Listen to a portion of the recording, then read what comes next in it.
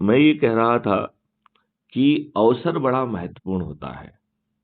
जब पृथ्वीराज चौहान ने मोहम्मद गौरी को इतनी बार माफ किया, फाइनली धोखे से पकड़ के उसको अंधा कर दिया, राइट?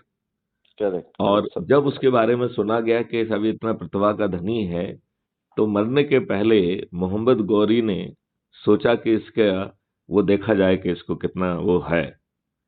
उस समय जो कवि बरदाई थे, उन्होंने जो है ना किस तरीके से मौके का उपयोग किया, जिसको कहा गया है 4 बांस 24 गज, अंगुल अष्ट प्रमाण, ता ऊपर सुल्तान है, मत चूके चौहान।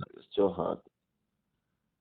मतलब एंड उन्होंने उस शब्द वेदी बाण चला के, टारगेटेड बाण चला के मोहम्मद गौरी को मार दिया था। आप यू नो दिस और नॉट? हाँ या आई नो दिस, आई हाँ, नो दिस। तो तो जब तो भी हम तो नेहरू पे उस टाइम इसका प्लान था। मतलब ये है कि अवसर पर